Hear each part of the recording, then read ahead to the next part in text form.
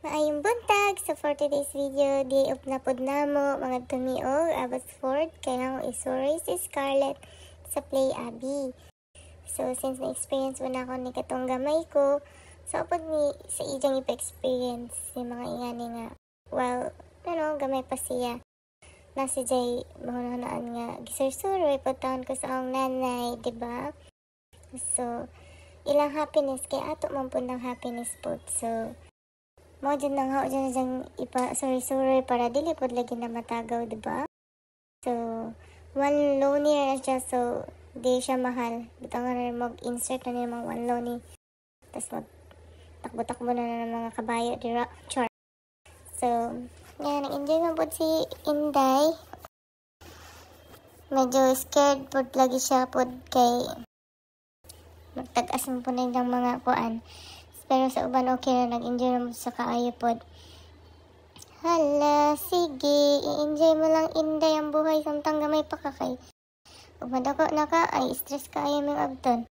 Pero para ayan na lang stress na lang ng kalipay kay ka ng mga stress part na sa atong life. So, marito, enjoy na mong life. Samtang bata pa ka, kay lami ba yan? Bata pa tawi ka yung problema.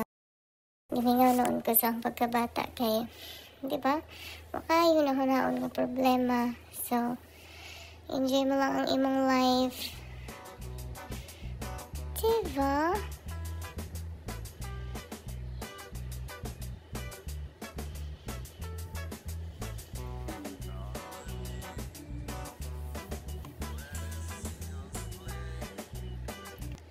So, after dula-dula na nga tumig ka ng murag Pinos store man siya, nakakita ko malunggay perting, lipaya dyan ako pati sili. Tas perti, kabarato. Maraman ang happiness diri ako na makita bitatag mga ingan nga tinda kay mingaw biya kaayo may gani ka na mga ingan ni diri sa Canada bitao. Tapos nakakita ko mga mura lang siya. Mura lang, murag na ako sa India, oh. Ang ilang ambience kay mag-enjoy siya. Kaya sibuyas, tapos wala ganun nagsulo mi kanang ita lang yung pagkaon. Tapos nagsulod mi sa isa ka sa restaurant. Ning gawas na lang mi kay marag wa may gana mo serve sa amo So, ang ko nga mura mag na-open nga bagong Filipino store diri nga Carinderia or restaurant Filipino cuisine diri sa Abbotsford. Mong nag-try mi. Pag adto na mo, mara sa Carinderia ba?